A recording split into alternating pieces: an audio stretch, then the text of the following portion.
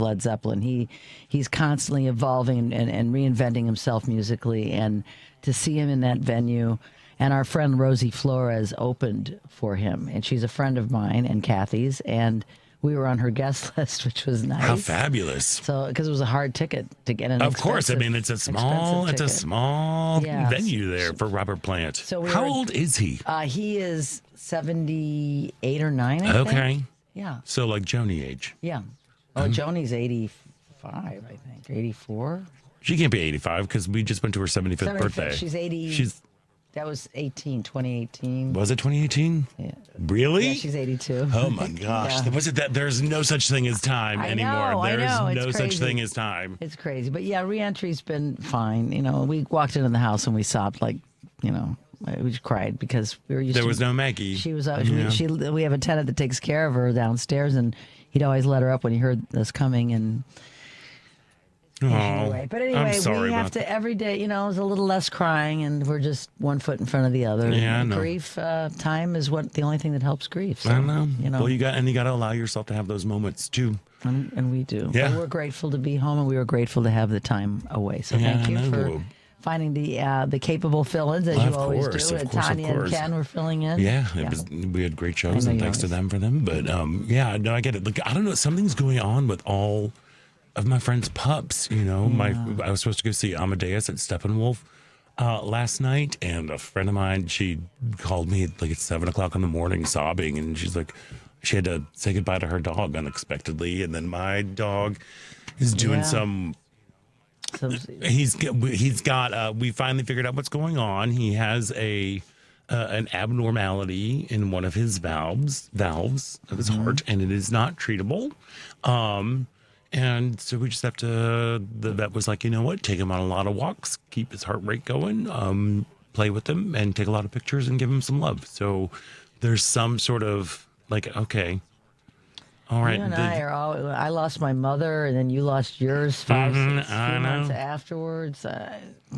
Yeah. And then my friend's cat, I ran into a friend who was just like, I had to take my cat to the ER. I'm like, oh man, what's going on here?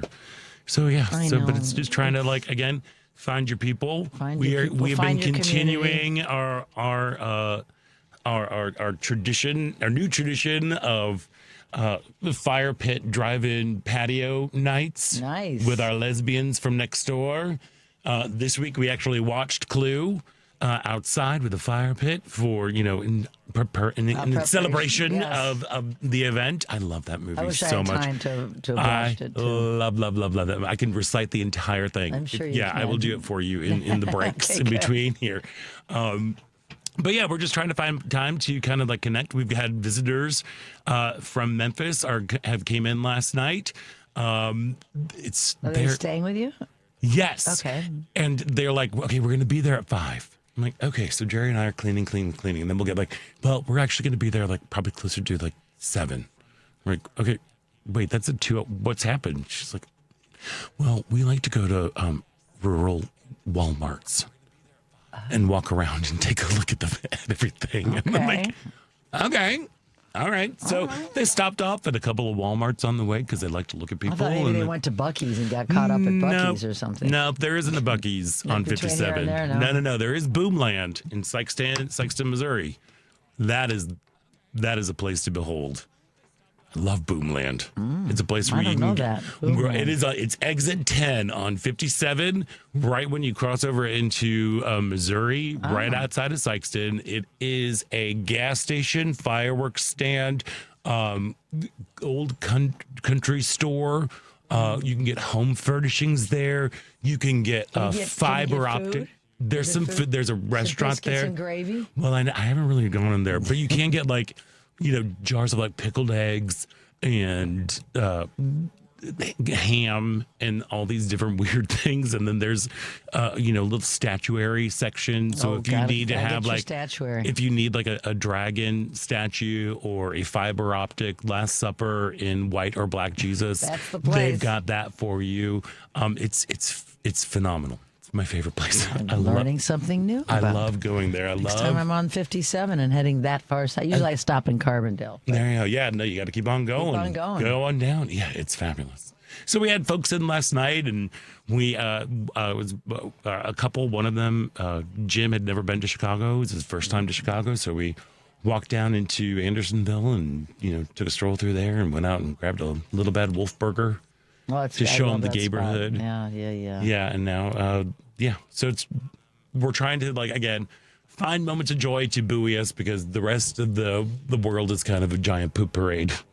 Yeah. But getting a little less poopy. As my dog. My dog is a little less poopy. Both the world and Emmett are a little less poopy, so we are down for that. And I think that's a pretty good segue that we should probably take a little break. But before we go, this part of Out Chicago is brought to you by Team Hochberg. If you are purchasing a new home or refinancing your existing home, call Team Hochberg, your trusted local lender. Tim called to consolidate his debt and was so happy with David's advice, so very happy, that he left this 5-star Google review. Poetry. David personally called me regarding my refinance inquiry. After discussing my situation, David determined I'd be better served by securing a HELOC instead of refinancing. Now, David then spent considerable time providing valuable guidance and referred me to KCT Credit Union for a HELOC. David's reputation on radio for genuinely helping others, even when there's no direct benefit to him, is well-deserved, and I experienced this firsthand. Thank you, David, for your time and integrity. David thanks Tim for this amazing review and strongly encourages everyone to read Team Hochberg's nearly 600 5-star Google reviews. David helped Tim and thousands of WCPT listeners, but he can't help if you don't call 855-563-2843 or visit the website you know and love, 56david.com. That's 855-563-2843 or 56david.com. Lower.com, equal housing lender, NMLS 1124061. We're going to take a quick break, and when we come back, there is more Out Chicago right here on WCPT Heartland Signal.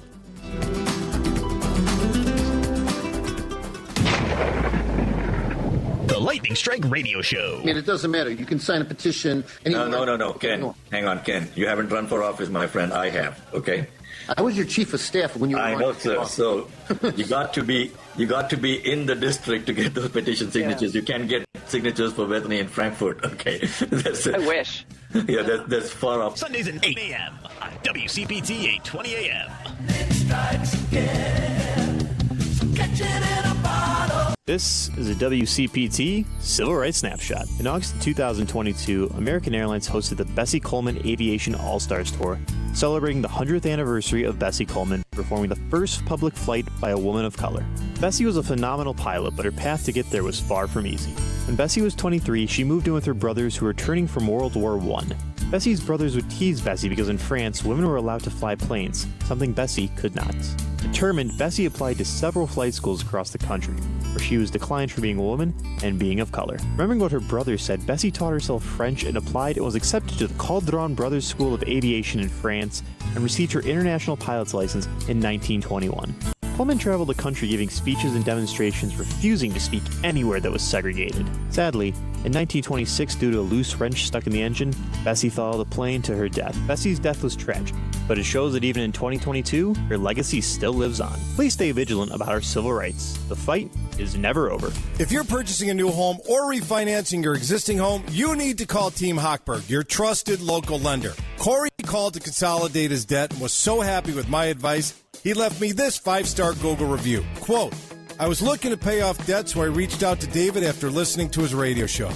David called me personally and walked me through my options. He shot it straight. There was no beating around the bush or pushing me to sign anything.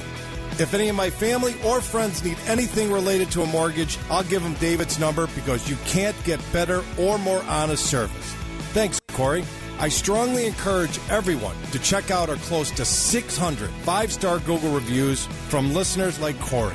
Team Hochberg helped Corey and thousands of radio listeners, but we can't help if you don't call 855-563-2843 or visit 56david.com. That's 855-563-2843 or visit 56david.com. Lower.com, equal housing lender, NMLS 1124061. You're listening to WCPT 820 because facts matter.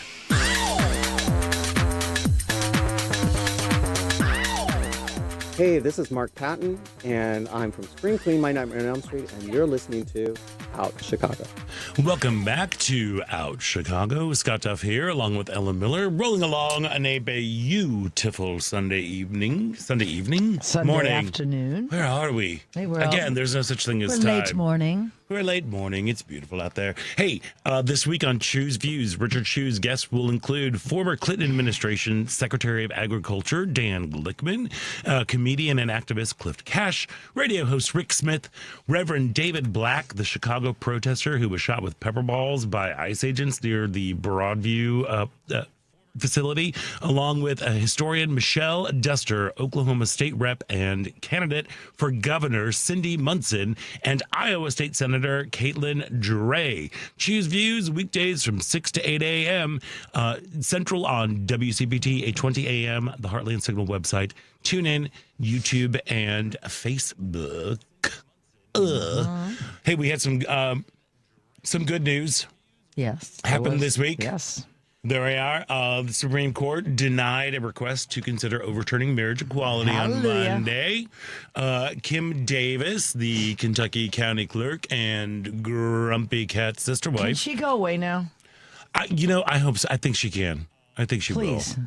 Well, okay, so she asked the Supreme Court to reverse an order that required her to pay more than $300,000 to a couple that she denied a marriage license and to overturn the same-sex marriage ruling from 2015.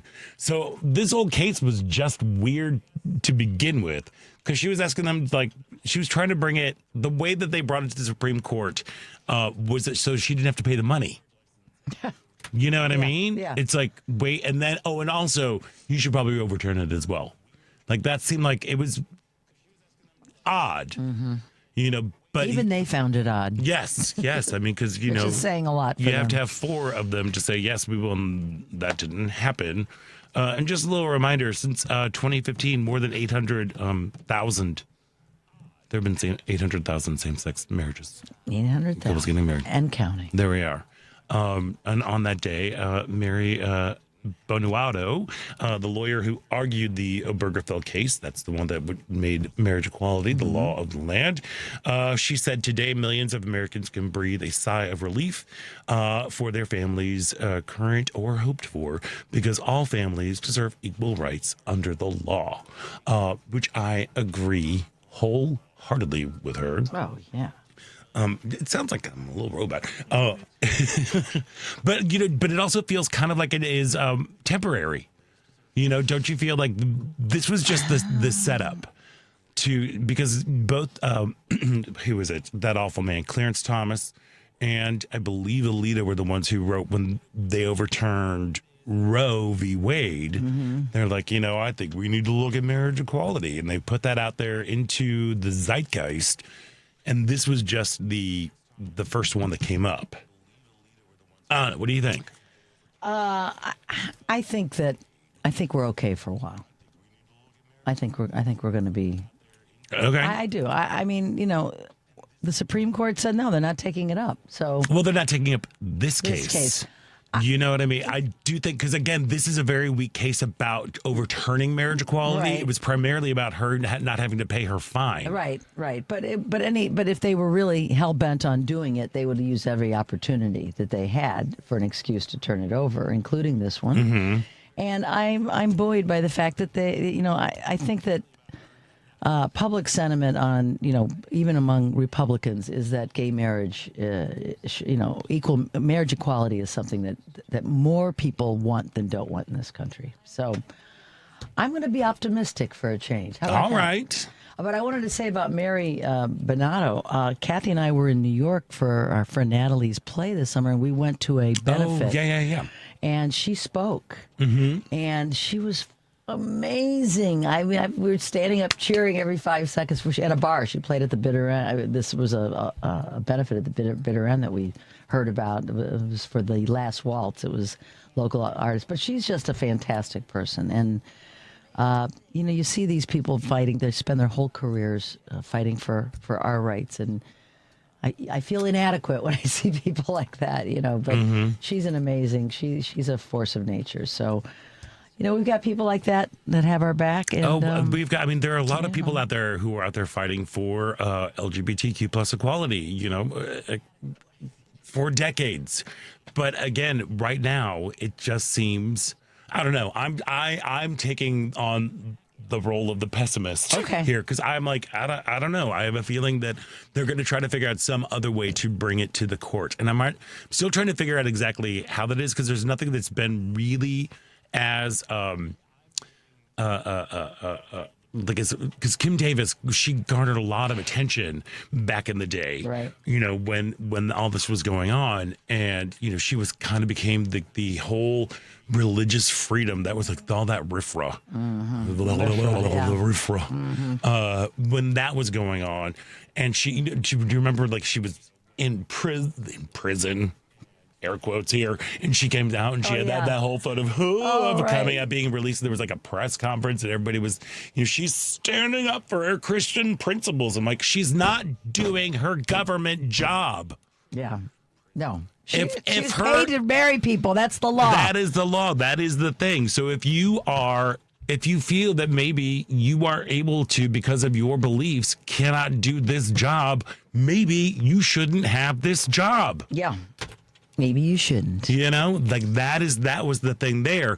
But nothing so far has kind of been, there's some rumblings going on over in Michigan, but there's always rumblings going on in Michigan about, there's usually some awful state representative or senator, state lawmaker over there who's like, we're going to try to overturn marriage equality in our state. And it's like, Yeah, it's one voice. The other positive that I want to bring up that I saw that happened was Indiana decided they would not go for redistricting as Trump wanted them to do. And it's a Republican Indiana legislature. And same with Kansas. Yeah, so that I also found hopeful. We got to find the hope where we can. Yeah. But I didn't trust Indiana to do the correct thing, and they did. So. Well, I mean, but okay. But that has nothing to do with marriage equality. No, I know. I'm just thinking of positives. I'm not that worried about marriage equality. I'm being optimistic, but I feel that there's so many things that we're worried about. There's so many things on our head, and marriage equality. Obviously, I'm married to a woman, so it's obviously important to me. But I think for right now, I'm just gonna worry about all the other things. Oh, good. Because I feel I think we're good for now. Yeah, I hope. I think we. Well, I mean, there's also, things that came out. So also this week, congressional Democrats released thousands of pages of more stuff from that pedo, Jeffrey Epstein, about a sex trafficking operation, and that Ding Dong's name is mentioned more than anybody else's name. Of course it is. Of course it is. Now, so we're like... That's not going away. And I heard and then there are Republicans that are on record as saying they will vote for transparency and to have these reports released. So, they have enough now that the new Congresswoman has been sworn in to release them. But it's like, what's your worry?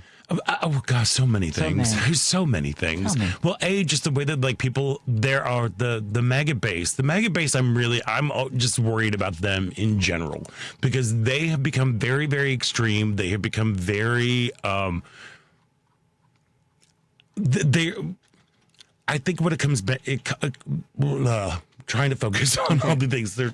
So right now, we've talked about this before on the show. We do not have a common news source. We do not have a common, we don't even have a common culture right now because of social media, because of phones, because of specialized news sites. Let's call it, or entertainment sites with news, that people are curating the information that they hear, and the information that they hear is not always correct.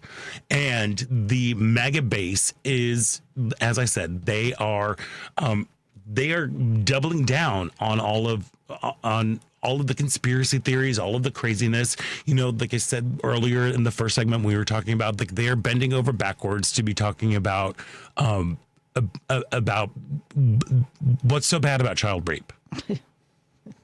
That is, they're tying themselves into knots about saying hey, they're the barely legal type. It's not like they're 10. It's like, wait, what? and that is becoming like that is their moral core now. That is okay. Now, that they're excusing it in Teflon Don. They've excused everything. They've excused everything for years now. And Ding Dong, who is hell bent on turning the White House into some sort of like Palace. Golf course gift shop. Watching them do everything. He doesn't care. No, so he's just going to keep on doing what he's going to be doing. Maybe the midterms will have an effect. Who knows what's going on there? It seems, his plans. It's trending that they will have an effect. Trending that it will have an effect. But it seems, I don't know if even if releasing these files, it's going to hit those people at all. And also, I think they have an interest in it because remember, the Republicans campaigned on this transparency. Right, but now he's telling them that it's a hoax. Like even the White House, Caroline Leavitt is saying that this is a hoax. This is a Democrat hoax, that is their language that they're saying, which is always the language that they use whenever he's totally guilty. Yes. And that's the part that is so infuriating because then you've got his base drinking the Kool-Aid and then keyboard warriors who are out there saying horrible things that they would never say to somebody's face if they were actually face to face because they don't have the chutzpah and the ovaries to say it to someone's face. They are now spreading more of this just lies and untruths and drunk and junk. And the fact that they are like, 16, 17's not that bad. It's like, wait, what? When you are putting qualifications on sexual assault, you got to check yourself, I obviously I totally agree. But my question is, got the Megyn Kellys and these other people that are rationalizing. But what do decent people really think? And you can fool some of the people some of the time, but you can't fool all the people all the time. And I'm going to have a little more faith that, there are issues that MAGA people will never get behind, like trans rights and, for some of them, gay marriage.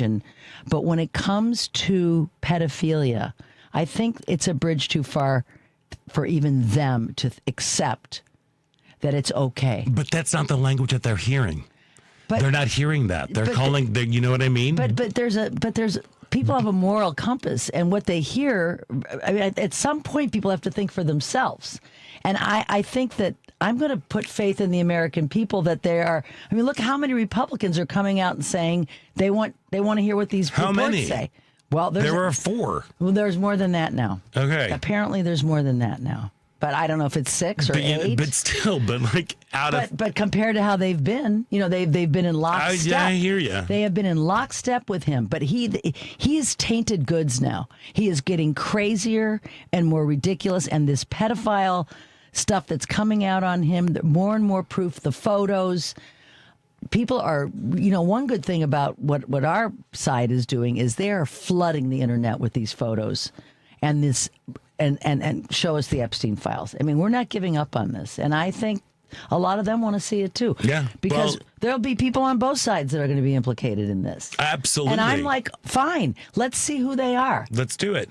Because one thing that we really do have to remember that this is about the survivors and the survivors' families, about getting closure, about being believed that this happened. Megyn Kelly, you might have had a problem with that when you were at Fox News. Yeah. Right? Remember? About being people believing you, what's going on. Yeah, I don't know. Well, I guess we'll see about what's going to happen. Popping the popcorn, we're seeing. I know. Well, let's go to the phones real quick and let's talk to Steve. Steve, welcome. You're on Out Chicago. Yes, and I would tend to agree with you. I mean, this isn't a torrent yet, but what we're seeing are cracks. And, if you would have told me 6 months ago that Marjorie Taylor Greene and Donald Trump would be on the outs, right, I would have said no, not possible. So, this will build and build. And if the hill you want to die on is to make this distinction that there actually does exist between what pedophilia is and having sex with teenage girls, that's the hill you want to die on? Okay, fine. Mm-hmm. But most people in America don't make that distinction. I agree. No, talk about splitting hairs. So, it's not a coincidence that that's happening. So, that's setting up for, okay, if there is evidence that comes out that Donald Trump had some sort of an illegal relationship with an underage girl or girls, then it's, okay, well, it's not pedophilia. We already set you up to understand that that's not pedophilia, as if that's going to save them somehow. Now, what will happen is that a lot of people who supported him in the House and the Senate, other places, they're not necessarily going to turn around and support the Democratic agenda or Democratic candidates, but what they will do is distance themselves from him. And that's all we really need. Yep. Because that puts his legislative agenda at a halt, and then it leaves Republicans wondering, okay, look, how am I going to survive? Because Donald Trump can't run again unless something happens dramatically to change the Constitution. So, but everybody else in the Republican Party wants a future in that party and wants their party to be in power.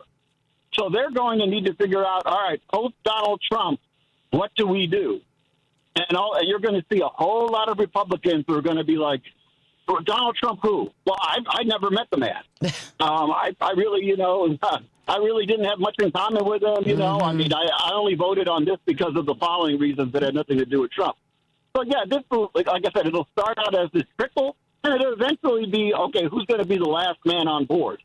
And those will be the people who he will pardon in his last day or two before he leaves the White House. Preemptory pardons for his family, for friends, so that they can't be prosecuted because our system is flawed in that way. But for everybody else who wants a future in the Republican Party and in public policy, a pardon is not going to do you any good as far as getting elected. In fact, it can taint you because it indicates that, well, hey, you were probably guilty of something, and Donald Trump saw fit to pardon you.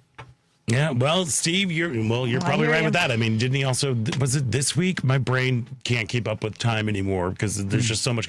Didn't this week, was he when he pardoned 70 people? Was that this week or was that last week? Yeah, including Rudy Giuliani. Yeah, and Steve Bannon and everything but they didn't commit federal crimes. Right, it was state crimes. Steve, thank you so much for calling in. Thank you for listening and for adding the conversation. And thank you for giving us a little bit of perspective and some optimism. Okay, maybe some people just be like, look, this is it's a bridge too far. I feel that. I'm starting to feel that too. All righty, well, from your mouth. Okay. There we go. Hey, we need to take a break, but when we come back, we are going to be speaking with the president and CEO of the Public Health Institute of Metropolitan Chicago, Karen Reitan, right after this break. So stick around. You're listening to Out Chicago right here on WCPT Heartland Signal. Think Theory Radio. We're joined by Allie Mae Miller, hypnotherapist. Hypnosis is portrayed in media in general. Manipulation, mind control. People think it's like a truth serum. My clients describe it as they're in control the whole time. It's definitely not a truth serum. The client decides what they share with me, even in a state of hypnosis. Think Theory Radio with Damian Perdue. Saturdays at 6 p.m. on WCPT 820.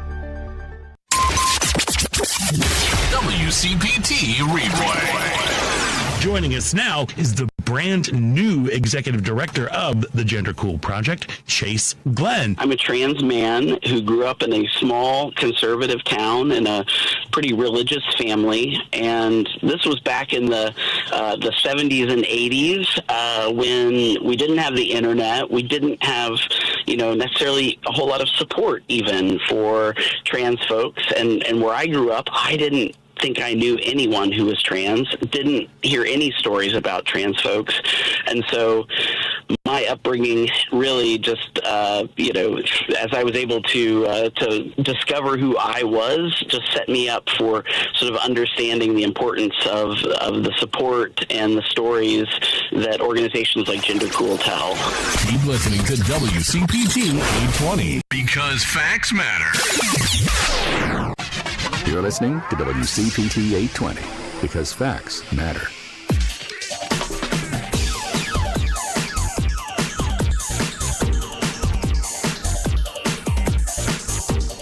Welcome back. I'm Kim Hunt with Affinity Community Services. You're listening to Out Chicago on WCPT.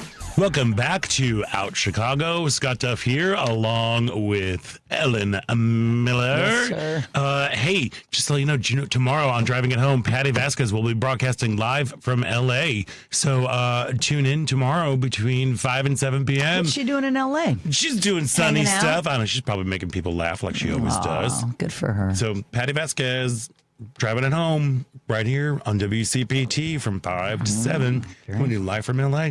Hey, but you know what? On November 18th, Public Health Institute of Metropolitan Chicago celebrates more than 30 years of collaboration to address public health challenges in HIV prevention and care, behavioral health, school and community wellness, gender affirming care, support for justice impacted individuals, and affirming spaces for LGBTQ plus youth. That's a whole lot of good stuff. Yes, it is. They're doing. And joining us now is President and CEO of Public Health Institute of Metropolitan Chicago, Karen Reitan. Karen, welcome back to the show. Hi. Good morning. Good morning. Karen. Thank you so much for joining us today. And congratulations on over 30 years of doing the good work. Can you just take a brief moment to remind our listeners about the history and mission of Public Health Institute of Metropolitan Chicago? Sure. So we were founded 31 years ago by the Chicago Department of Public Health. And the first chunk of our existence, we worked exclusively with them on program implementation. And now we do a broad range of public health and systems transformation work that's all focused on advancing health justice and strengthening public health through innovation and partnerships that align people, strategies, and resources. So how about systems level work? Yeah, a lot of systems level works and a lot of, like you were saying, collaborations with different organizations. About how many different organizations do you think you all work with? We collaborate with more than 100 organizations statewide. It's a really good group. Yeah, that's amazing. And I know, like, with all of this work that you are doing, because I know part of the PHIMC, for some reason I always screw up that little alphabet salad right there. It's a very long name. It is a very long name. Very wordy name. But I know that, we've talked with folks because Illinois Safe Schools Alliance is now a part of PHIMC. What other LGBTQ initiatives do you help support? Sure. So we have first I'm going to say that every public health initiative, no matter where it is, supports LGBTQ people because we are everywhere. Thank y'all. Yeah. So that said, we have some very specific initiatives targeted to LGBTQ folks. The Alliance is one of our favorites. They're all my favorites. I really shouldn't even say that. Right. We merged in 2019 with the Illinois Safe Schools Alliance, and they've rebranded as the Alliance, and they work specifically to support safety and healthy development for LGBTQ and questioning youth through advocacy and teacher training. We have a really great 5-day, 5-night sleepaway camp in the summer. We do youth organizing, professional development. So sort of really how do our communities and our schools affirm LGBTQ youth and keep them safe and keep them healthy and on the path to a great adulthood. How do these youth... I'm sorry, finish your thought. Go ahead. No, I was going to go on to my next program, but I'm happy to talk to you about the Alliance. I was just wondering how you get to these kids to let them know you're there. So we work a lot with the GSAs around the state. They used to be called the Gay Straight Student Alliances, and now I think that stands for Gender Sexuality Alliances. Yeah. Mm-hmm. Yeah. So they are in schools, public schools around the state, really creating spaces for LGBTQ youth and their straight allies to come together. So we do a lot of work with those folks. The Alliance has been around 20 years, and so we have a lot of connections with other agencies and with schools and school districts. So there's a lot of historical work that we draw on to reach out to adolescents. And, I got to say, I grew up without the internet, but today, people growing up with the internet, young people, they just find us. Yeah, they do. Good. They do. Yeah. And that particular camp develops like the leaders of the future, which is just chef's kiss. So thank you for that. Well, thank you. What other organizations do you partner with? Sure. We fund a number of organizations through something that is called the Transgender and Gender Diverse Wellness and Equity Program. We didn't name it, but we could have because we like a lot of words. Right.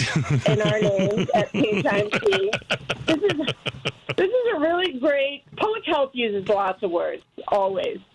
This program, we just mostly call it TGD in-house. It's a really fantastic program funded by the State Department of Human Services, and it funds all across the state clinical settings, hospitals, social service agencies, etc., who want to increase and improve services for transgender folks and gender diverse folks.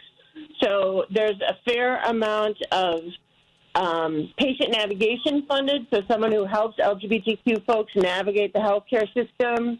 It could be training. We're funding the Legal Council for Health Justice for a hotline that they are just launching. One site wanted to rebuild a website and create a community hub.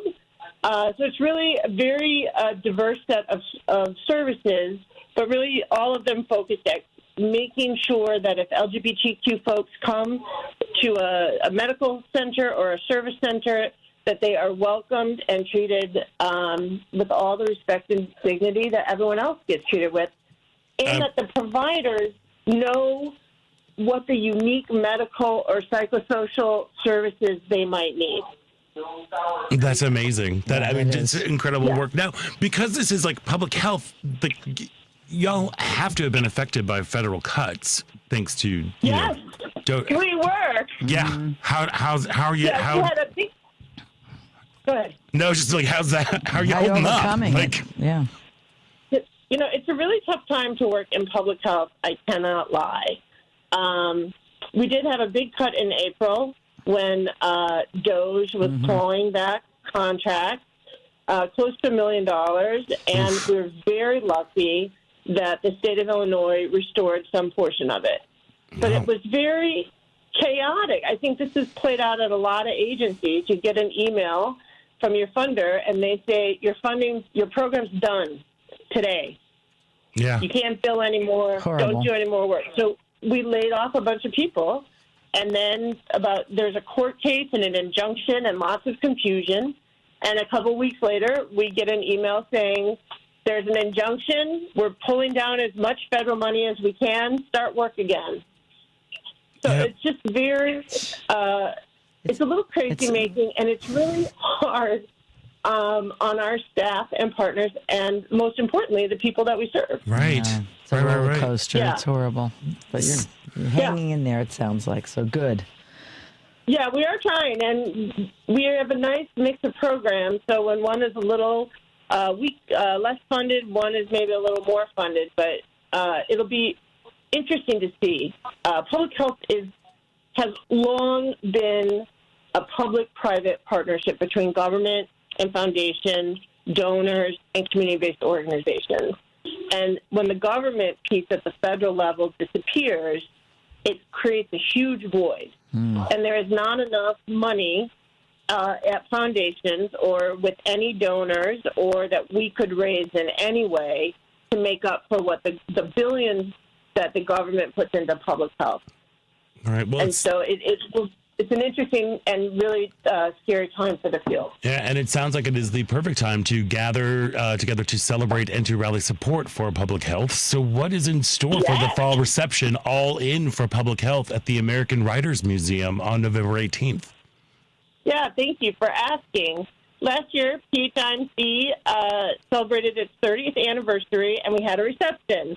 And it was so much fun, we decided we were going to have another one, and so it might become a regular thing, but it's a fundraising reception at the American Writers Museum. They're so gracious. That space is beautiful. If you've never been there, you should definitely go. And it's just a couple hours. We're going to have some a spoken word artist talk about his experiences. We're going to do we're doing a paddle race, except we have these really great Pride fans, so you can flick your fan when it's time to donate. Love it. Oddly enough, people love public health trivia. I think they love trivia in general, so we have great trivia game, and we'll give out prizes. And then there's food and drinks, and we have an amazing raffle with some very cool stuff in it. And so it's really just a couple hours in the evening to gather and enjoy a beautiful space and maybe give a little money to help PHIMC. And it's a lot of public health folks that come, too, so it's a great sort of networking and collaboration building moment. Well, if folks aren't it's just a good party. Yeah, well, if folks aren't able to make it to the big party, how can they still support your work? So if you can't, anyone can donate to support our work at any time at phimc.org. That is our website. You can donate. You can also learn more about what we do.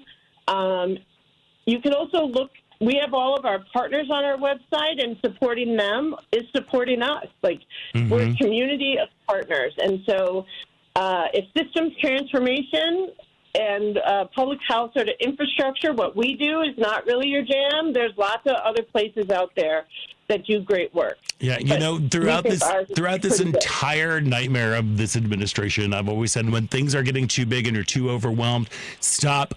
Shrink your focus, look local, look towards your community. And right now with PHIMC, you've got a network of communities right here.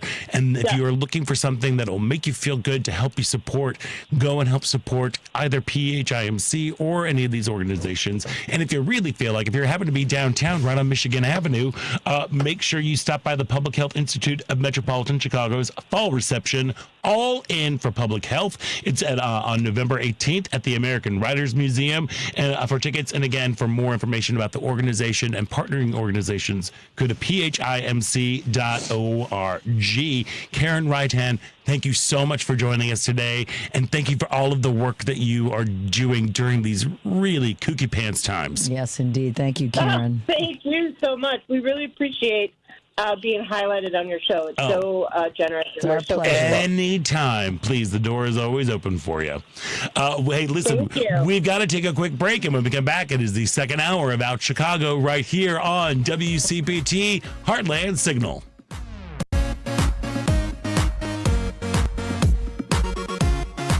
The Sports Cubicle. It is our honor to be joined with Justine Siegel. She's the co-owner of the Women's Pro Baseball League. I think the majority of our players will have been women who played with boys and men. A lot of them just have experience with baseball, the same experience that you have. They're just women. So they'll be bringing that with them for better or for worse, but that competitiveness and that desire to be there no matter what. The Sports Cubicle with Mike Mercado, Devin Tingle, Dan Marver, and Paul Shivari. Sunday nights, 9 p.m. on WCPT. Get ready for a whole lot of shaking going on. One Night in Memphis brings Elvis Presley, Johnny Cash, Carl Perkins, and Jerry Lee Lewis to life on stage at the North Shore Center in Skokie. Sunday, November 23rd at 7 p.m. Experience the music that started it all. Buy your tickets now at Ticketmaster.com or the North Shore Center box office. The station that puts facts first. This is WCPT 820, Chicago's progressive talk radio, where facts matter. NBC News Radio, I'm Lisa Carton. Federal agents are making arrests in Charlotte, North Carolina as Border Patrol deployments began on Saturday. The Department of Homeland Security says it launched Operation Charlotte Web to ensure Americans are safe and public safety threats are removed. Local officials called for calm, but criticized the Border Patrol operations for causing what they called unnecessary fear and uncertainty in the community. In recent months, federal immigration agencies have undertaken high-profile operations in cities like Chicago and Portland, Oregon, which have sparked legal action and anti-ICE protests. Congresswoman Marjorie Taylor Greene says she's received threats on social media after being criticized by President Trump. The Georgia Republican posted on X Saturday that she's being contacted by private security firms with warnings for her safety. Appearing on CNN's State of the Union, Greene said the president's comments have been hurtful. He called me a traitor, and that is so extremely wrong, and those are the types of words used that can radicalize people against me and put my life in danger. On Friday, Trump said he was pulling his support for Greene because she was complaining too much. Greene has had several criticisms of Trump recently and has called for the release of the Epstein files. A powerful storm system in California is being blamed for several deaths. The intense weather system brought heavy rain on Saturday, raising concerns of flooding and mudslides. Santa Barbara County was hit with over 8 inches of rain. Evacuation warnings in the burn scar areas were lifted last night, but remain in place in the mountain areas of San Bernardino County. More rain is expected across the region today. The Times Square New Year's Eve celebration is still a month and a half away, but officials are unveiling a new ball that will drop at midnight to ring in the new year. You're listening to the latest on NBC News Radio. This is Chicago's Progressive Talk, 820 AM, WCPT Willow Springs, and online at WCPT820.com, where facts matter. You've been working hard all day and didn't have time to catch up on the news during work. And that phone just wouldn't stop. We've got you covered. Joan Esposito, live, local, and progressive. We will fight as many places and as many times as it takes to get this power back. Joan Esposito, afternoons from 2 to 5 p.m., WCPT 820. Thursday, November 27th. Hey, that's Thanksgiving Day. Tune to WCPT from 11 a.m. to 2 p.m. for the Sports Cubicle Live Thanksgiving Extravaganza. We're going to be breaking down all the NFL games, touching on the hottest sports stories, discovering what Thanksgiving food is the best, and maybe a special guest or two. And with you. You can always call us at 773-763-9278. The Sports Cubicle Thanksgiving Extravaganza. Thanksgiving will never be the same. You know that you can listen to Chicago's Progressive Talk on WCPT AM 820. Stream us live at WCPT820.com and on the TuneIn Radio app. Or you can ask Alexa, Siri, or Google to play WCPT from TuneIn. But now you have another option. We're simulcasting our programming overnight, 8 p.m. to 6 a.m. on WSBC AM 1240 for a clearer reception in and around the city. Chicago's Progressive Talk, WCPT 820. And now overnights on WSBC 1240 AM, where facts matter. Alexa, play WCPT. WCPT from TuneIn. I'd like to welcome you to WCPT AM's Out Chicago. Think of us as Sunday brunch with your gay best friends. Now please welcome your host, Scott Duff. And welcome back to the second hour of Out Chicago. Scott Duff here, along with Ellen Miller, just rolling along on this beautiful day. We've got a great second hour for you. I'm so excited for everybody that's here. We have one of the world's most sought-after tenors, Russell Thomas, who is performing back at the Lyric Opera of Chicago in Pagliacci a little bit later on in the show, as well as the director of Red Theater's production of The Pilon, Jessica Love, will be joining us later on. But right now, I'm going to burst into tears, is what's going to happen again. It usually happens whenever we have somebody who really played a big part in my life growing up. And let me tell you, look, Lesley Ann Warren launched into stardom in Rodgers and Hammerstein's Cinderella. She was nominated for an Academy Award and a Golden Globe for her comedic tour de force in Victor Victoria.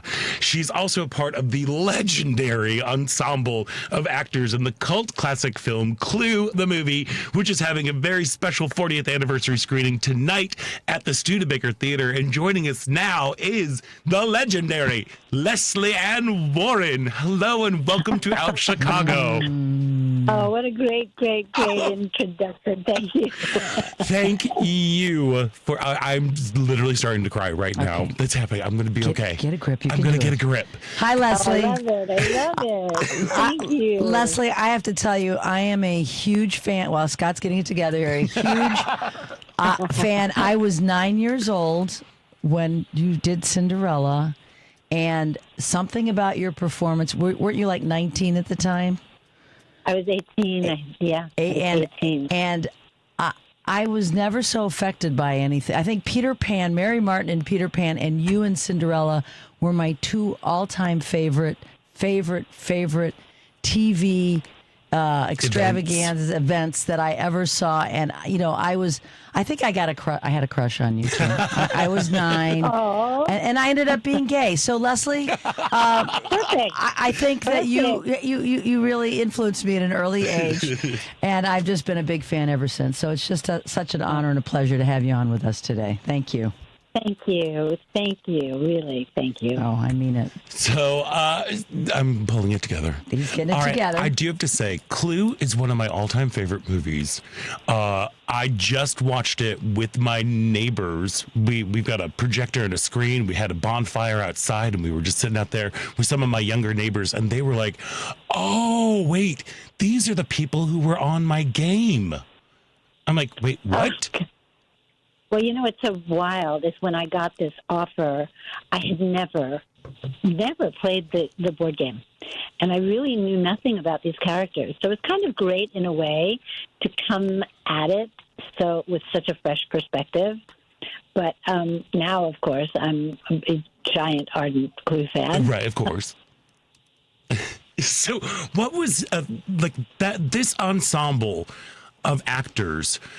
I think one of the things and why I think it resonates so much with me. I'm a huge fan also of Neil Simon's Murder by Death, and when this came out in, I believe, '84, I was like, oh my gosh, this is my generation's Murder by Death.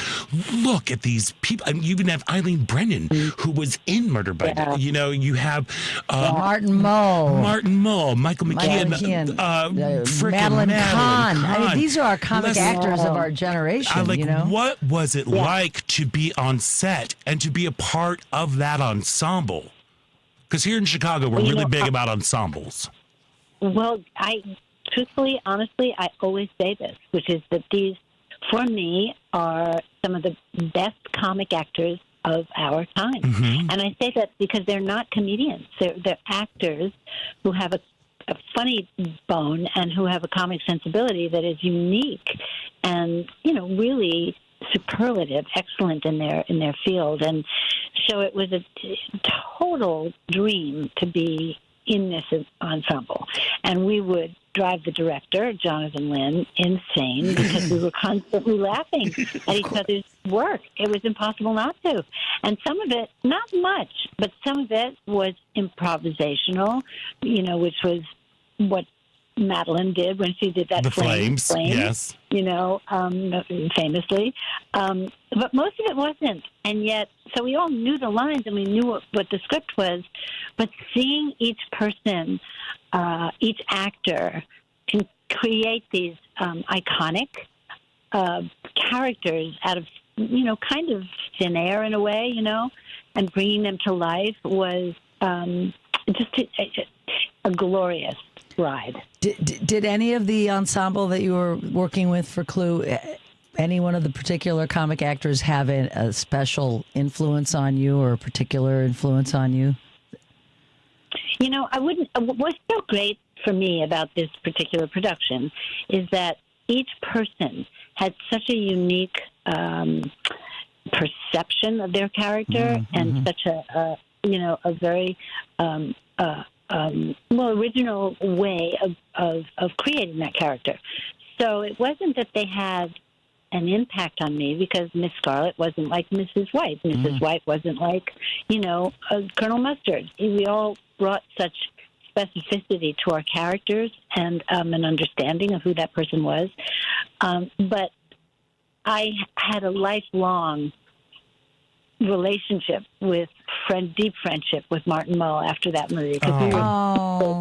I loved him so much. I loved him so much. Yeah. Oh my God, I was heartbroken when he passed. But we went on to do like 4 or 5 movies together, television shows. I mean, we were constantly paired because we clearly adored each other. Yeah, and we worked so well together. I wonder, Colleen. Go ahead. Go ahead. Finish your thought. Oh, Colleen. No, I was just going to say Colleen and I remain friends because we bonded in the trailers over our very bad relationships.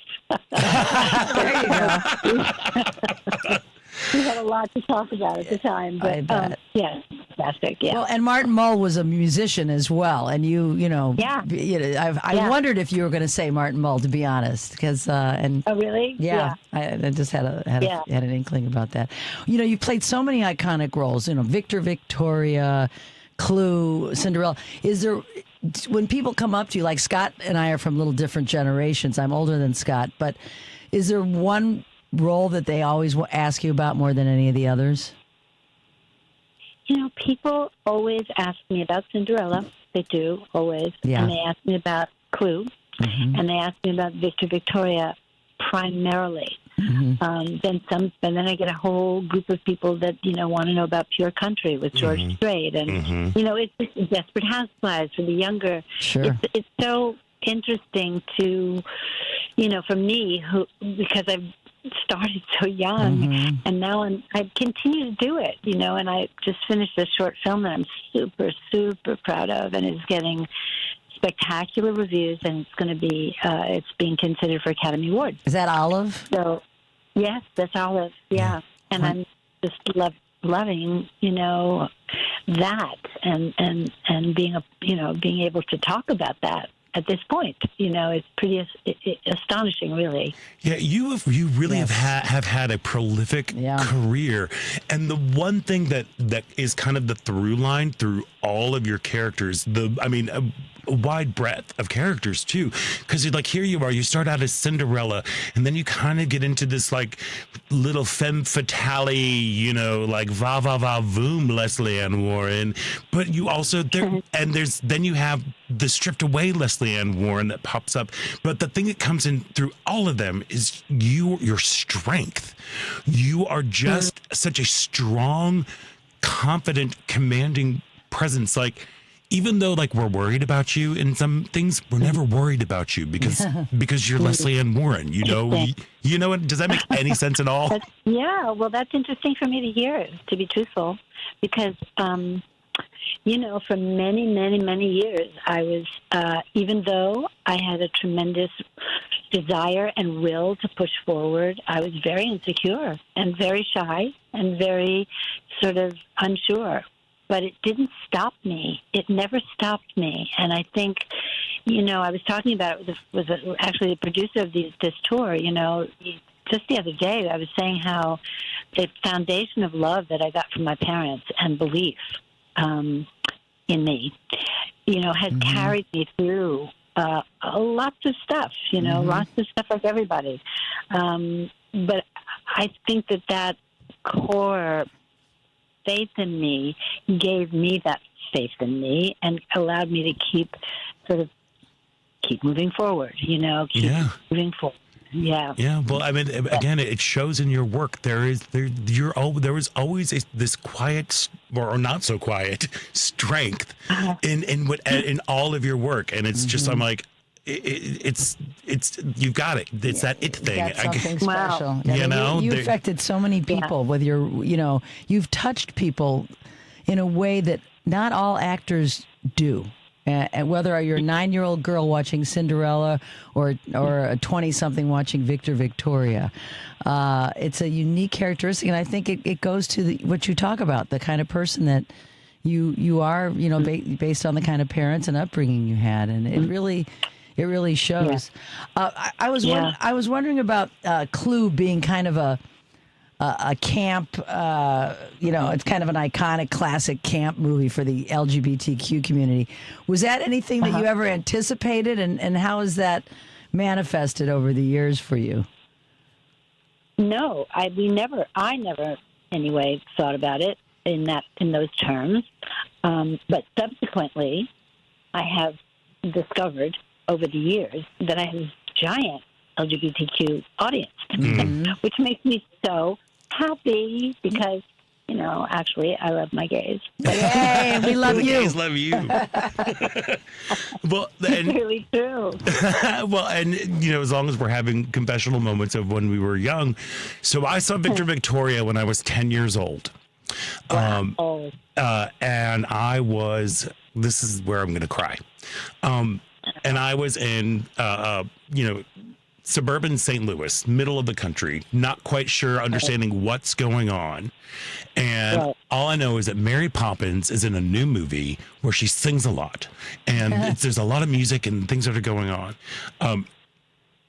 That movie was the first time I have ever seen a happy portrayal of gay people. And as I was figuring out what's going on with me, I kept coming back to what does it matter? And your work in that film is it is Academy Award nominee worthy. Golden Globe nomination. Like, it is just ridiculous. Like, how on point.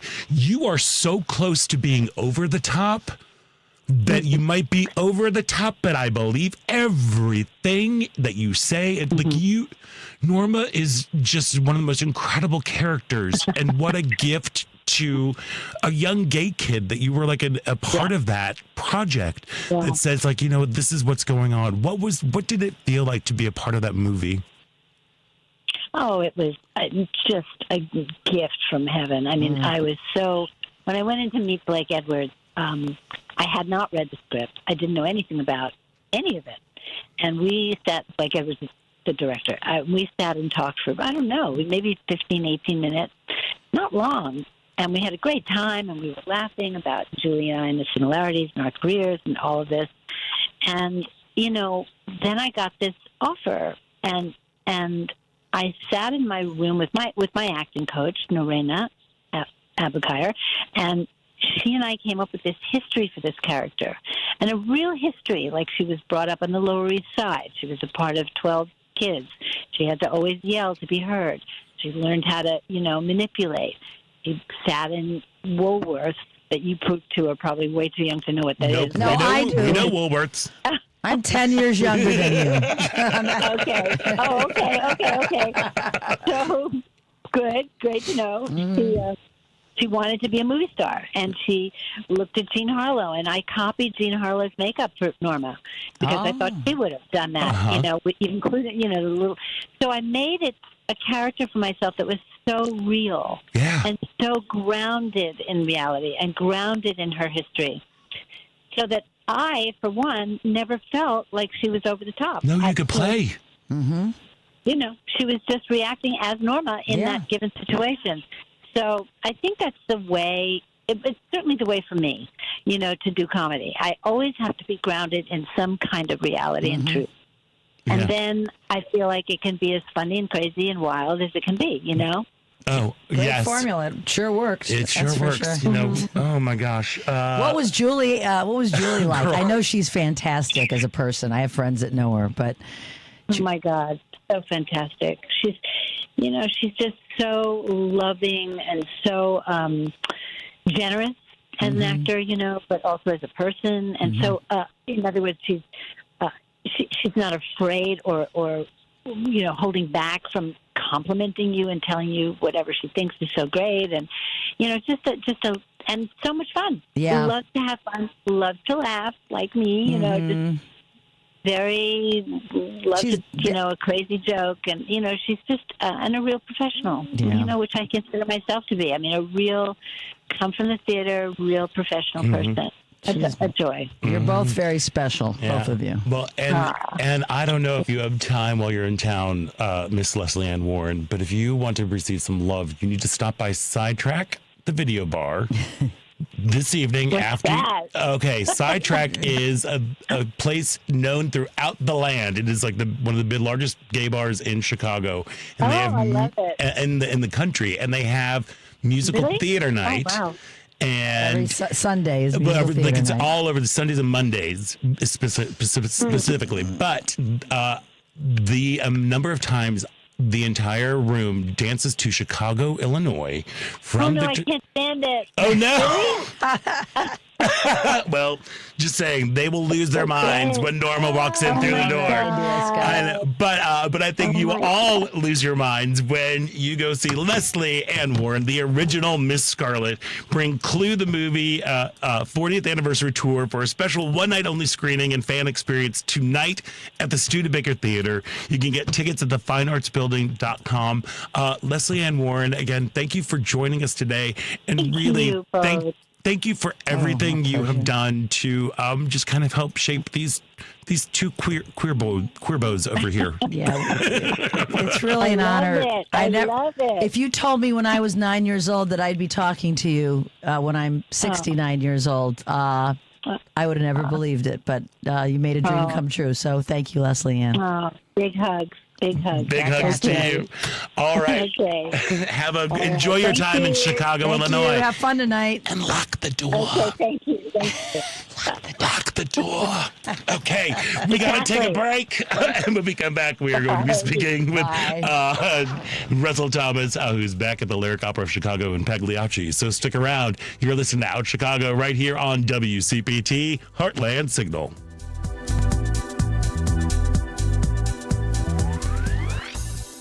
Welcome to The Inclusive Voice with your host, Pam McElvain. Get some coffee, and here we have our leaders and trailblazers this morning that we're going to have a conversation once again about impactful change. We've come so far with race and racism in America, but we have so much further to go when you think about some of the racial incidents that we witnessed in our country, like slavery, civil rights, to the death of George Floyd and so many others. The Inclusive Voice with Pam McElvain. Saturday at 7 a.m. This is a WCPT Civil Rights Snapshot. Earl Lloyd was the star of West Virginia State's basketball team, leading them to 2 championship games in 1948 and 1949.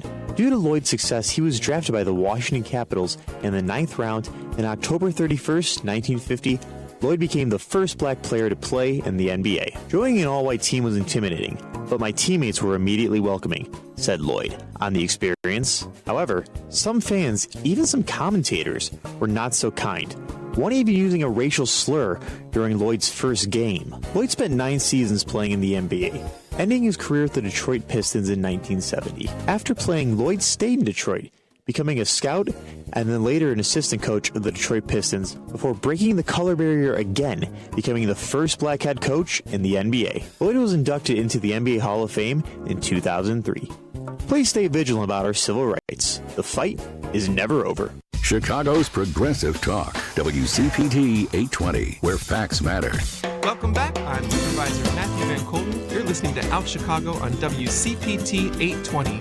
And welcome back to Out Chicago. Scott Duff here, along with Ella Miller, just rolling along here, singing a song. Hey, just a reminder, we're on Monday on Live, Local, and Progressive. Joan Esposito will be joined by Paul Glastris of Washington Monthly, Greg Hins of Crane's Chicago Business, Tom Moss of Indivisible Chicago, and Jared Bernstein, chairman of the Council of Economic Advisors under President Joe Biden. Live, Local, and Progressive, weekdays from 2 to 5 p.m. Central on WCPT 820 AM, heartlandsignal.com, and tune in.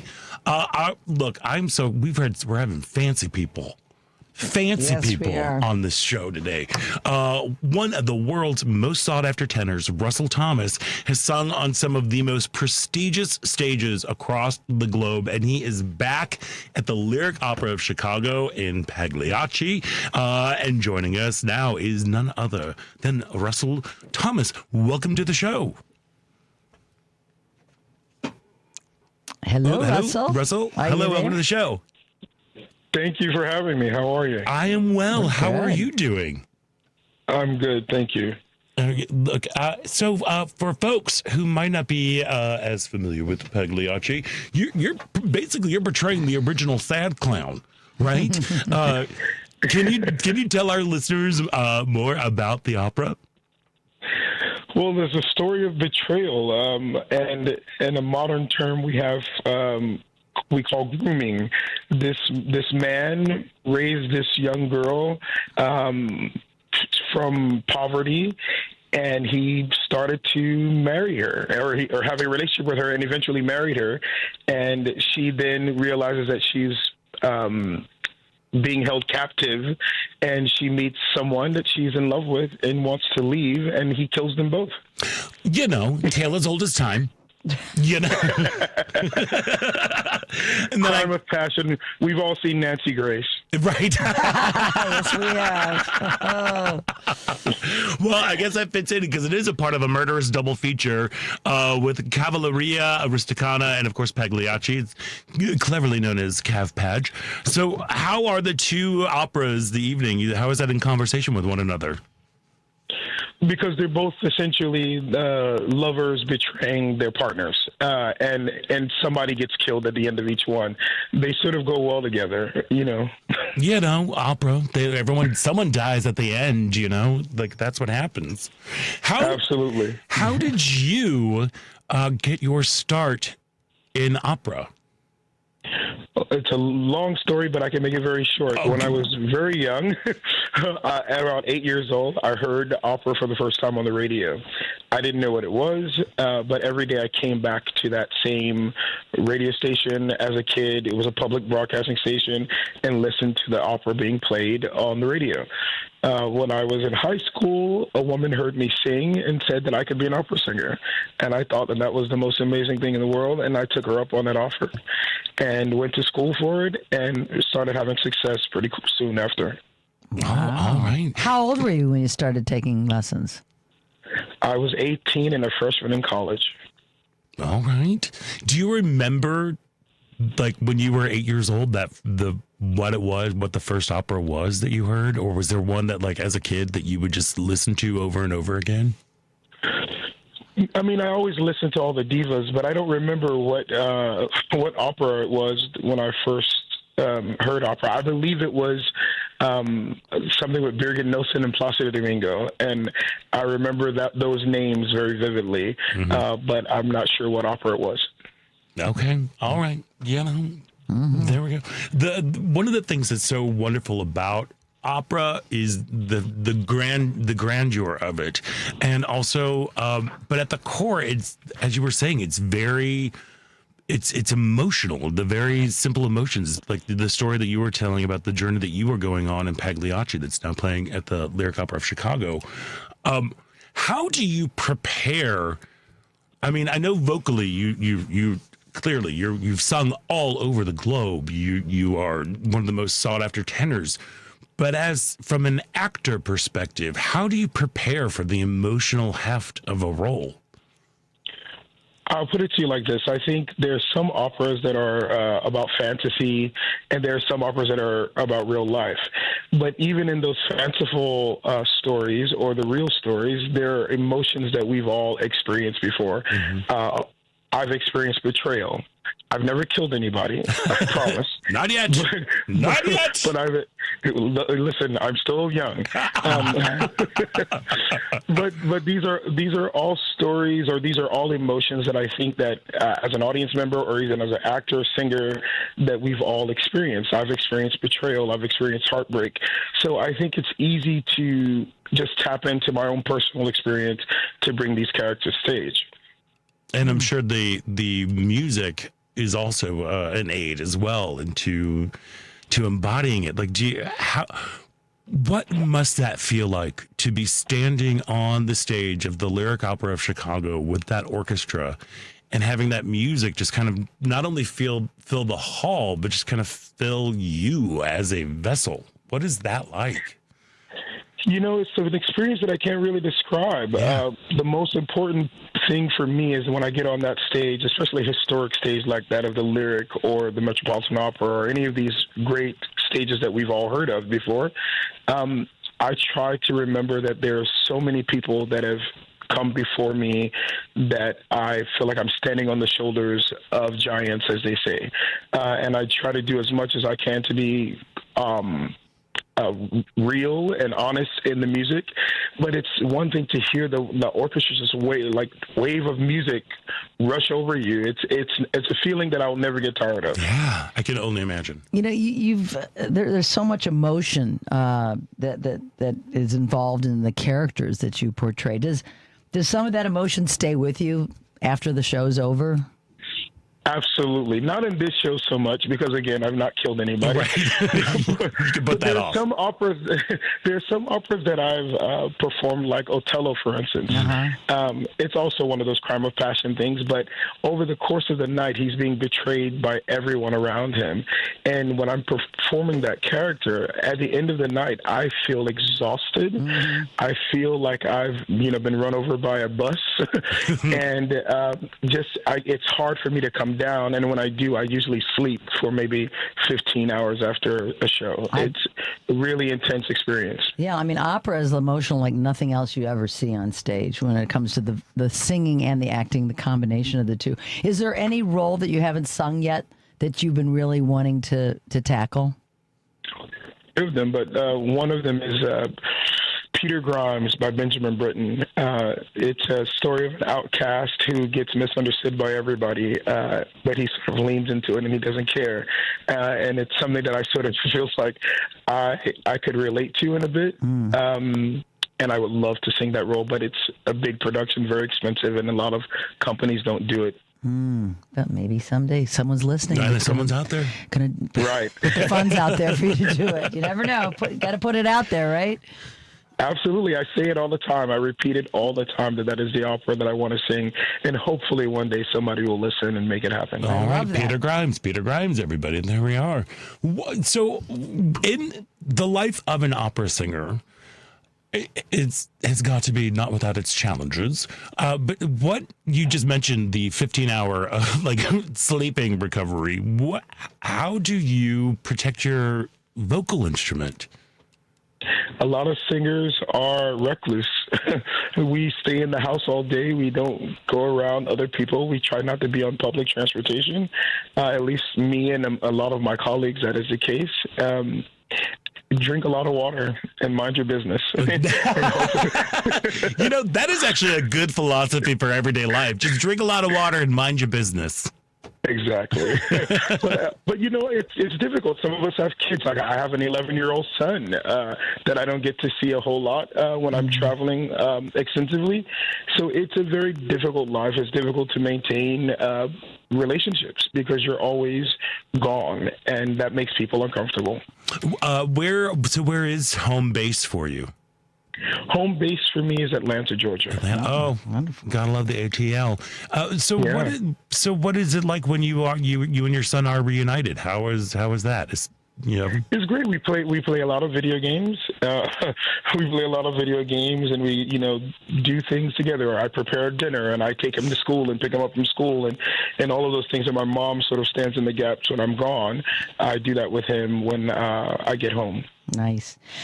Russ, as an openly gay man, and you're in a medium that's been traditionally conservative over the years, are there changes that you would like to see in opera to reflect more of who you are as a person? I think opera has always been a sort of welcoming space for queer people and there's people on the outsides. It hasn't historically been so welcoming to Asians and Black folks, but that is changing, and that is becoming more a space for us.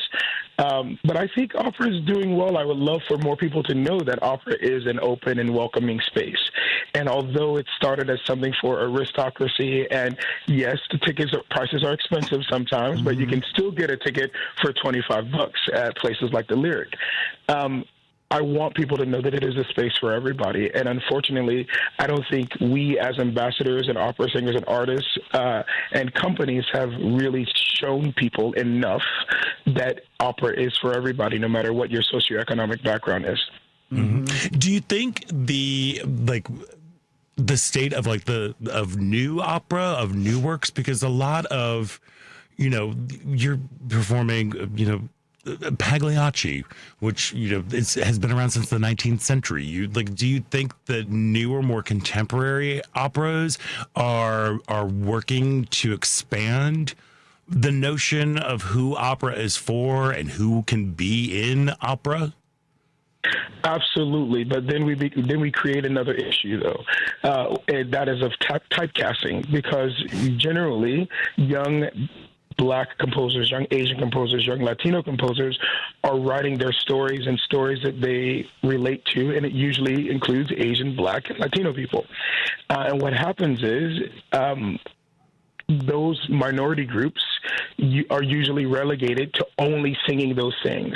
And that can become dangerous because then a little Black boy like me from Miami would never be able to sing Canio and Pagliacci because I would have to sing Porgy and Bess and whatever other modern new opera that has a Black character. Oh, wow. So you feel that typecasting is still alive and well in the world of opera? Or could be. Absolutely. It is alive and well. And unfortunately, fortunately and unfortunately, we all want new works. The only way this art form survives is if we be inclusive and we make new works. And those things are happening, right? But we don't want to say that the Asian guy can only sing the Asian role and the Black guy can only sing the Black role. Yeah. And unfortunately, this starts to become a thing. If we're not careful about it, and if companies aren't careful about the projects they put on and the commissions. So, yeah. So I guess, so how do we change that? I mean, I guess, is it a question of leadership of like the artistic, like at the top of these organizations, or is it just powerful performers like yourself coming forward to be like, no, I can sing this role. I can sing many roles. Like you just have to have vision. I think it has to be all of us coming together and saying, yes, we need the great Damien Jeter to write a new opera. But those cast members who are cast in that new opera should also be able to sing I Pagliacci. And I think having that dialogue and making sure we're creating works and spaces for everybody to tell their stories is very important. And it's happening more in theater, too. I mean, there's colorblind casting and gender blind casting that's going on more and more. So I would imagine opera will follow suit, you know. I hope so. Yeah, because we're seeing it a lot. Just out of curiosity, Russell, when you're not singing opera, what do you like to listen to? I listen to a lot of hip-hop. Like who? 2 Chainz, and some very people who, you know, I'm from the South, so I love a lot of Southern rap. Yeah. So a lot of Atlanta rappers, a lot of Memphis rappers, a lot of Florida rappers. I listen to them a lot. Like a little Outcast being. Oh yeah, Atlanta's got a rich history of rap. There we go. It really does. Yeah. It really does. Does Missy come in there at all? She's from Virginia. Well, Missy is a legend, so we gotta love Missy Elliott. Scott loves Missy. All right, Russell. There we go. That's what we need. We need Missy Elliott to come up with an opera. I think that would actually work, or at least design one. Yes, at least design one, because her designs and her work has always been so brilliant. I think designing one, and the concept would be awesome. Yes, ma'am. Very cool. Girl, okay, real quick. Sorry, now I got to talk about Missy Elliott for a quick hot second. Did you see her last tour? I did not. Oh, okay. You are Scott right on the nose. tingling I'm still from tingling about this. It was a year and a half ago, and I'm convinced that she needs to do a show at the Sphere. But I think she might accidentally kill people because the visuals would be too overwhelming. Love it. But you are not accidentally killing people on stage. You are totally killing people on stage with passion and love. What do you hope when people come to see the evening that is collectively known as Cav Page, now playing at the Lyric Opera? What do you hope that people are leave with when they just a thrilling experience?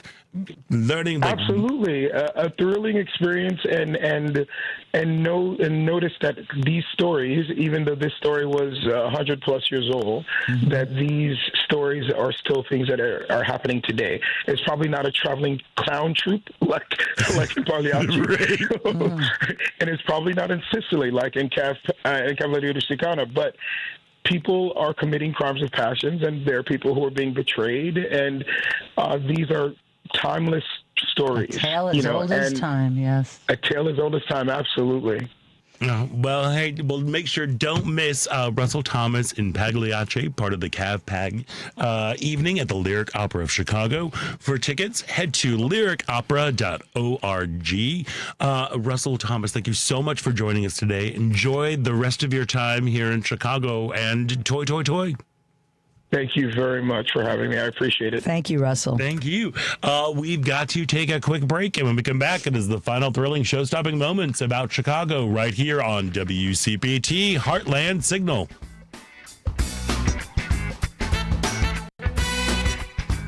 Amy Goodman reports on the news stories rarely covered by the corporate media. Democracy Now! The United Kingdom has suspended the sharing of some intelligence with the United States on alleged drug trafficking boats in the Caribbean over concerns the data is being used by the Trump administration to carry out deadly military strikes that have been widely condemned as illegal. Democracy Now! Weekday evenings at 10 on WCPT 820, Chicago's Progressive Talk. WCPT Replay. This morning, we have with us the author of The Luckiest, Kelly Cervantes. How have you been able to help others with their grief that may have experienced the loss of a loved one, and more specifically, the loss of a child? I have had the incredible opportunity to be invited to speak for several nonprofit organizations. I think so much of grief help, it has to happen in person. I think so often people don't know how to respond to someone else's grief, or they find out that someone has had a loss and they don't know what to say. My biggest piece of advice is if you find out that someone you know has lost a loved one, ask them about them. Ask them what they were like. Ask them about a favorite memory, because all they want to do is talk about them. They want them to be remembered. Keep listening to WCPT 820 because facts matter. Get ready, Chicago, to ignite your mind and spark the conversation. Introducing The Lightning Strike, a bold new talk radio show that challenges the status quo and empowers you to think critically. Join host Muhammad Fahim every Sunday morning from 9 a.m. to 10 a.m. on AM 820 WCPT as he dives deep into the most pressing issues of our time. From politics to social justice, environmental issues to technology, no topic is off limits on The Lightning Strike. The Lightning Strike, where ideas collide and minds are electrified. Sunday mornings will never be the same again. Because facts matter. You're listening to WCPT 820.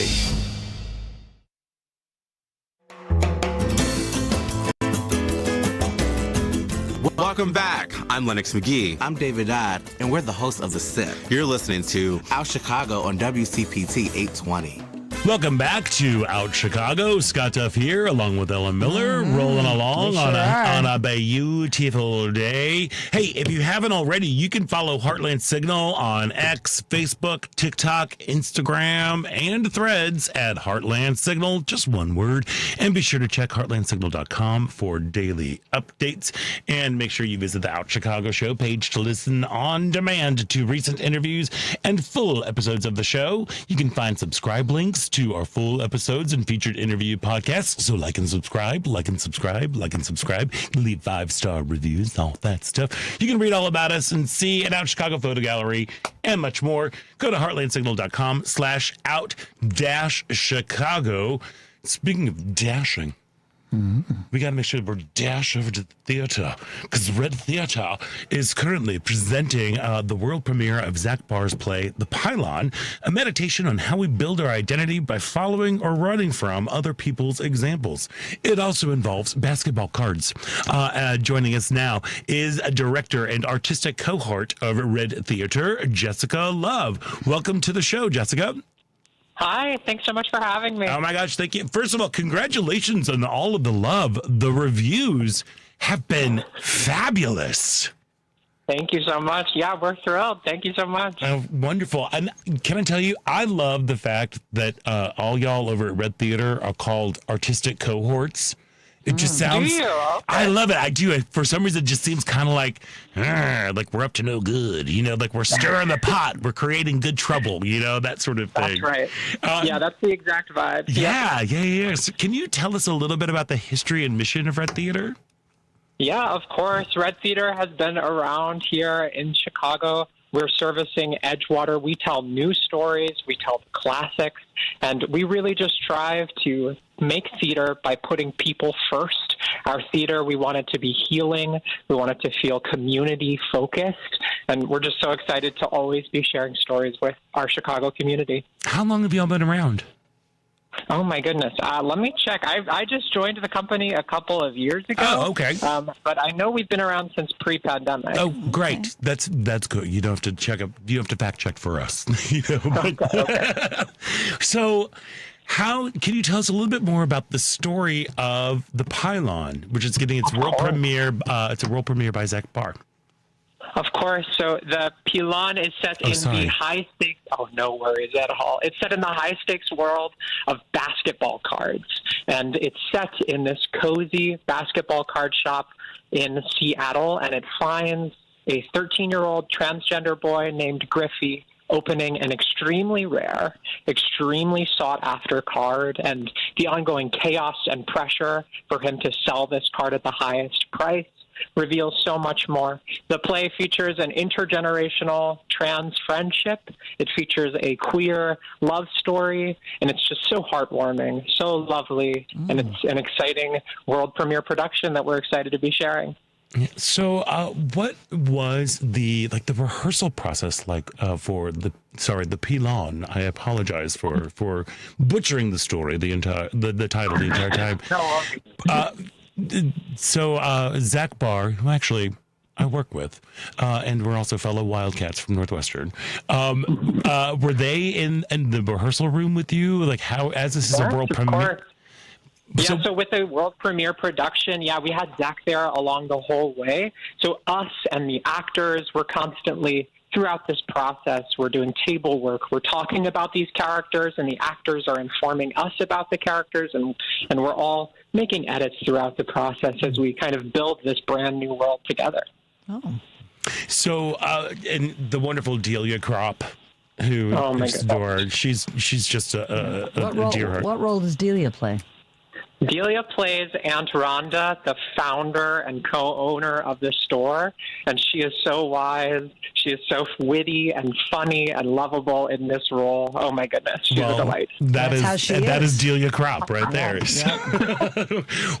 So when folks come to check out, because we got one more weekend left of the Pilon, what do you hope people take away after they see this world premiere by Red Theater? Oh my goodness. I just want I want their hearts to just be full of joy and love and community. I want them to leave and call someone and tell them that they love them. I just want them to feel so much joy at the end of this play. Oh my gosh, this feels like such the gateway drug into the giving thanks that are supposed to be happening next week, of like appreciating their community and loving, and it sounds like it'd be perfect for this. Oh my goodness, I think so. Right? So friends, you have one more weekend to check out the Pilon, a world premiere by Zach Barr, presented by Red Theater. For tickets, go to redtheater.org, and that's theater with ER. This one, Jessica Love, again, congratulations. The reviews have been just stunning for this production, and much continued success to the show as you head towards closing weekend. Hey, thanks so much. I do want to mention we sold out this current weekend of performances. So next weekend, there's only 4 performances, Thursday, Friday, and Saturday evenings, and Sunday afternoon, where it's probably going to sell out. So make sure to get your tickets quick. All right. Well, that's a fantastic problem, Jessica. Yes, I love it. Right. All right. Well, thank you, Jessica. Thank you, Jessica, so much. Thank you so much. And break legs. Thanks so much for having me. You're welcome. Take care. I think this is also a really great moment to watch, because it is Trans Awareness Week. Yes, it is. Right now. Yeah. It's going on. And, Alexandra Billings is always quite prolific on the social medias, and she's always highlighting folks and presenting different ideas, especially talking about transness and about transphobia in particular, and how transphobia kind of permeates everything. And it's not even just transphobia, it's also just kind of an awareness of gender.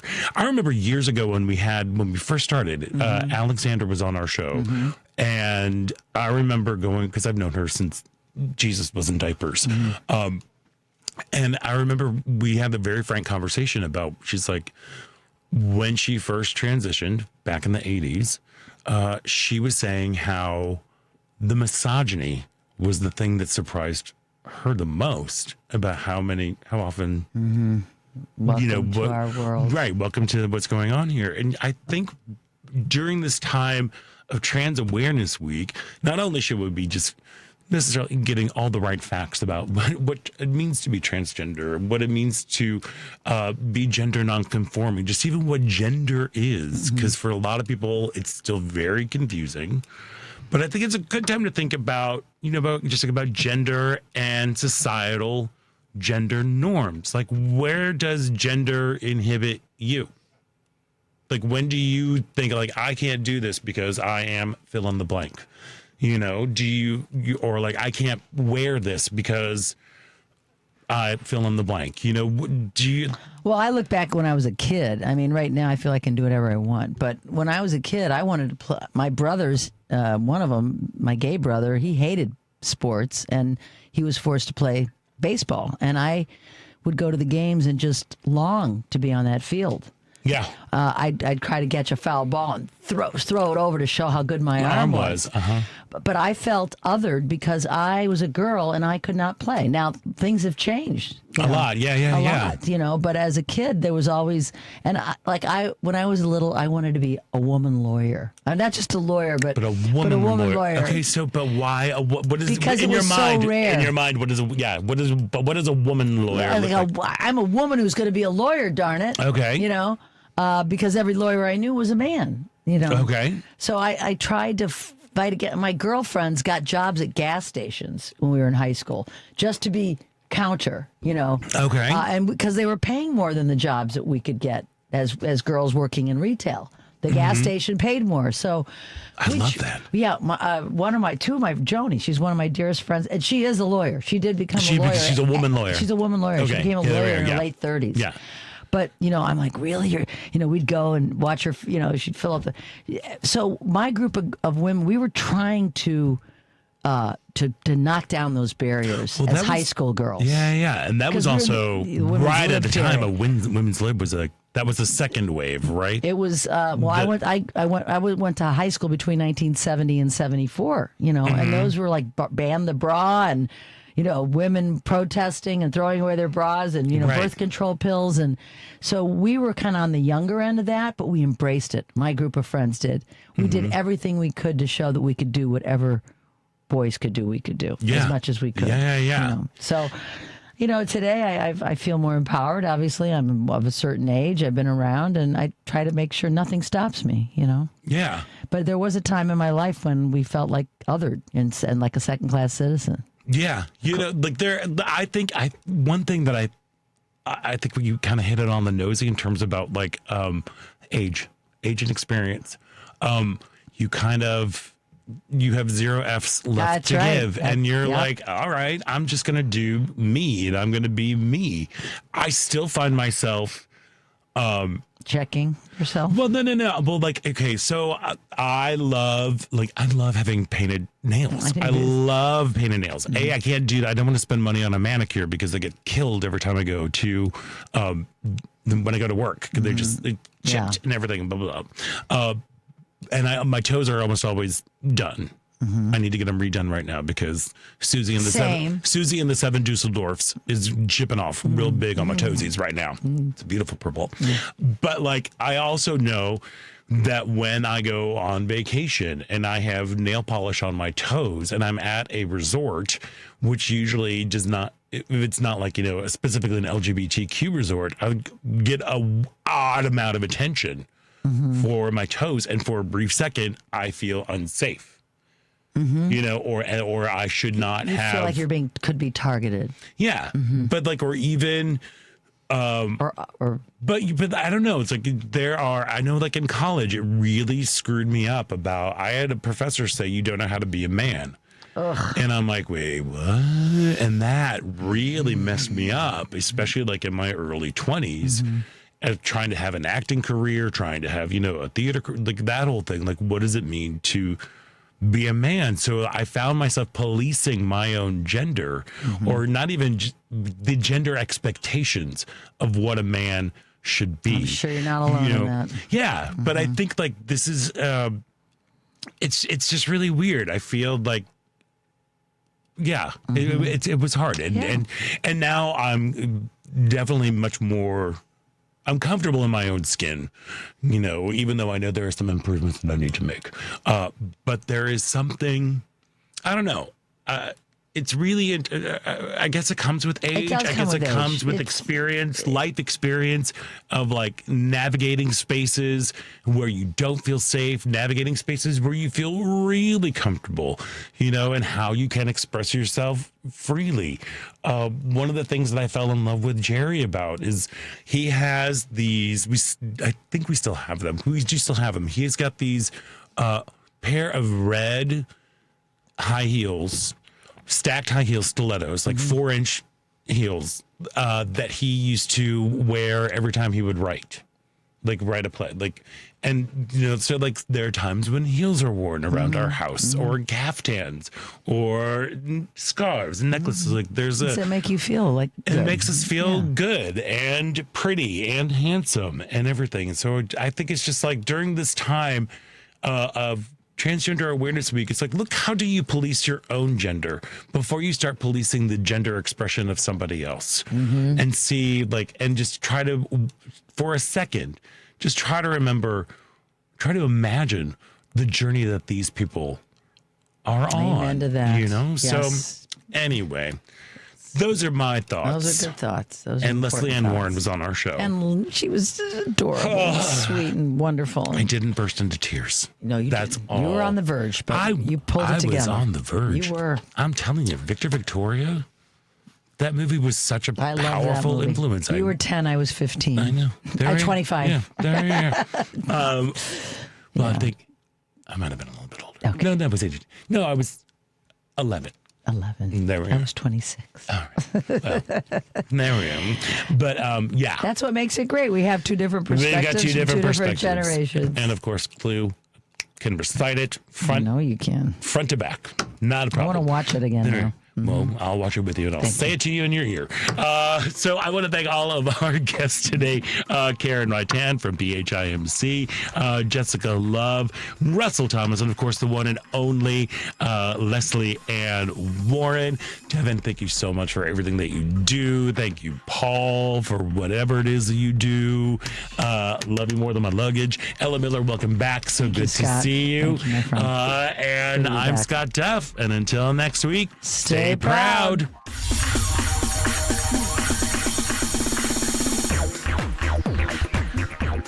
Around the Town, Chicago, with Al Besloff. We had a very strange